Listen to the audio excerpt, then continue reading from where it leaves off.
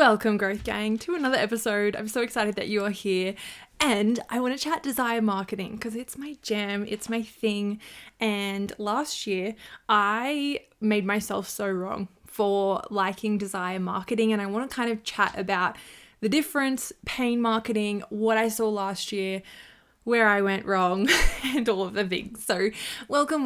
Come on in, wherever you are in the world, which is it'll never not blow my mind, but let's chat about it. So pain marketing versus desire marketing. So last year in the coaching industry specifically, I remember I had a call with my mentor and we were chatting about content and just like things that we like with content, things that don't feel good, and really the idea of creating content in a way that feels really good and like whatever you like consuming, sort of start creating that way. That was sort of the conversation. And I remember looking up to the big dogs in the industry that I was like, oh my God, they're killing it. Like, look at what they're doing. Look at the business that they are building. And at the time, I don't know what it was, but I was kind of following this circle of coaches. And I feel like there's a few of this where it's kind of like,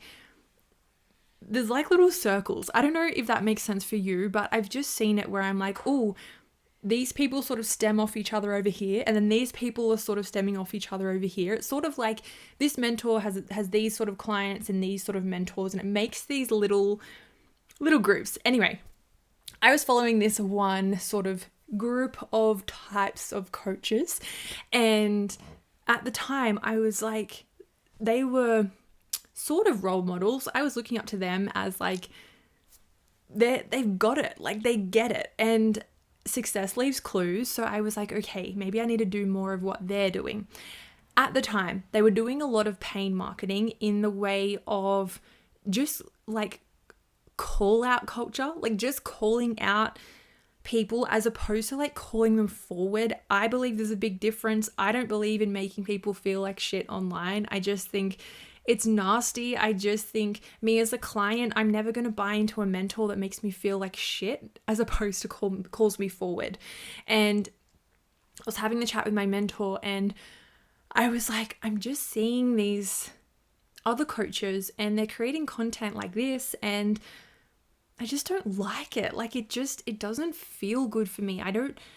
And I couldn't even say it to her because I thought I put them on a pedestal and I created this hierarchy and I'm like, okay, they're up here, like they're so successful and they're so much further along. I'm like, they're up here, I'm down here. And I was like, I can't talk shit about them because that's where I'm going and they're the big dogs and they know better than me. That was my mindset. They know better than me and I don't want to like be a bitch and ruffle feathers and say something wrong. So it's kind of like tiptoeing around the thing. And she was like, just say how you feel. And I was like, okay, like I just think they're nasty and they're like, I don't know, I just don't feel good when I read their content. Like I know they're so good at what they do, but blah, blah, blah. And then skip to like, I'm going to say maybe 3, 4, 5 months later, I don't know, a little bit later, sort of earlier this year, I guess, I found some different coaches just through socials very organically, didn't know they existed beforehand. And again, it's like this different circle of mentor, bunch of clients, different mentor, like just this different kind of group, different conversations, completely different energy, different vibe, everything was just so different. And I remember leaving their conversations, podcasts, content, and being like, oh my gosh, I'm so lit up and I'm like ready to fucking punch a wall and I'm so excited. And that was the energy, that was the vibe. And I was like, oh my gosh, like I'm so happy that I found these people that click with me and that feel really good for me. And it's not that they were like stroking my ego and making me feel good and like letting smoke up my ass or whatever the saying is. It wasn't like that. It was more so like calling me forward and like, yes, let's see how far we can go. And it was in a very positive light. And I'm like that. Like I just feel like I'm a positive person more so than not. And I don't want to make people just feel like shit for the sake of it or to be polarizing in a really negative way.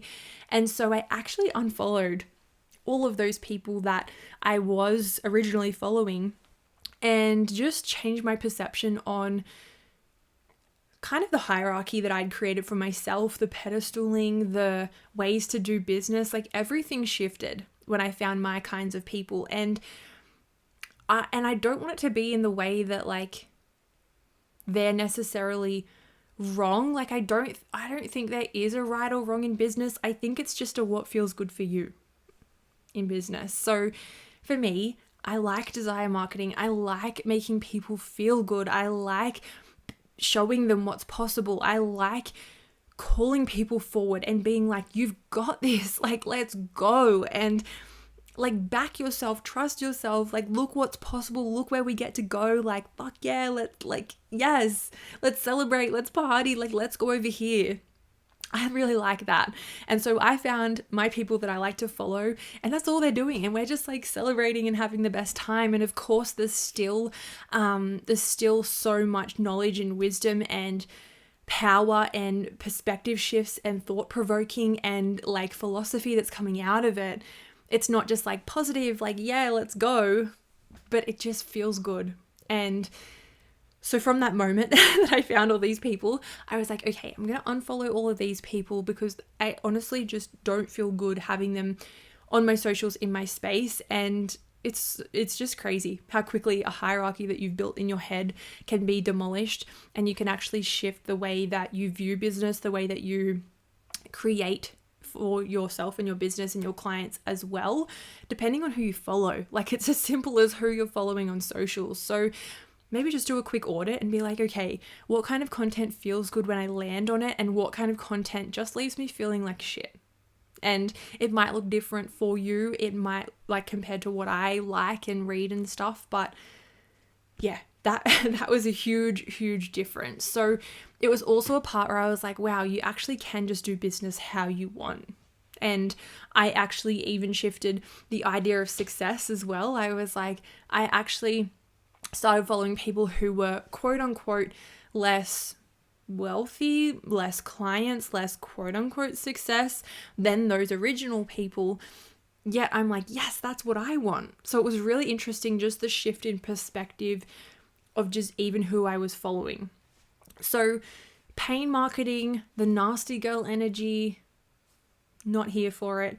It's more so like calling people out. Like, if you do this, you're never going to be successful, versus like, when I changed this, the floodgates opened for more clients, and like that gets to exist for you as well.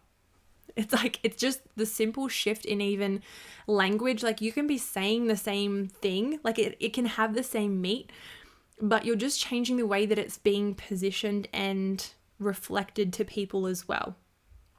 You'll know the type of pain marketing where it's like, you're stuck and you're struggling and there's no hope out there, or you're doing this and of course you're never gonna, like, of course it's never gonna work. But that's it. Like, don't just tell people that it's never gonna work and that they suck and what they're doing is wrong, but then not actually help them, give them a solution, tell them that they can actually achieve everything that they want. It doesn't make any sense, right? So there's a difference between showing people their problems and what's not working and then giving them a solution versus just telling them what their problem is.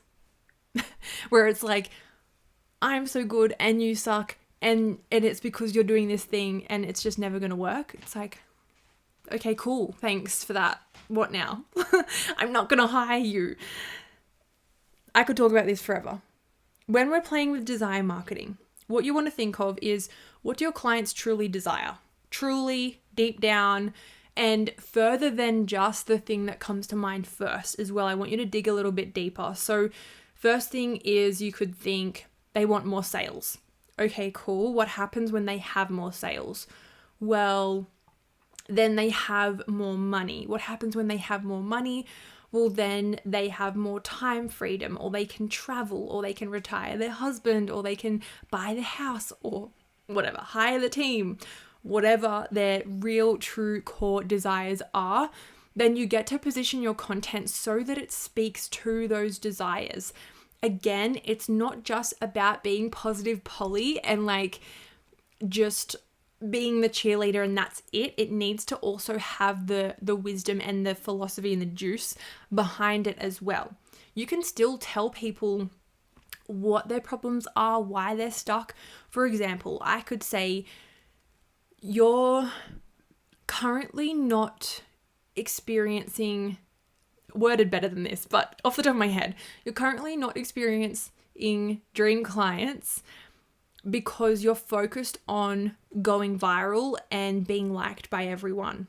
But when you can actually remove the need to be liked by everyone, you actually get to experience a new level of authenticity and leadership, and dream clients are attracted to that. So this is what we're going to do instead. Insert framework, insert offer.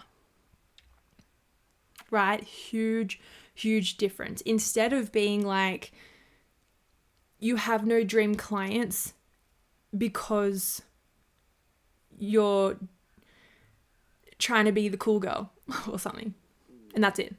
It's like, cool, thanks. Or you're trying to be authentic, but it's not coming across as authentic. It's actually just giving clients the ick. Like, thanks, cool. What do you want me to do with that? Like, oh, it does my head in. I'm like, be nice to humans and help them.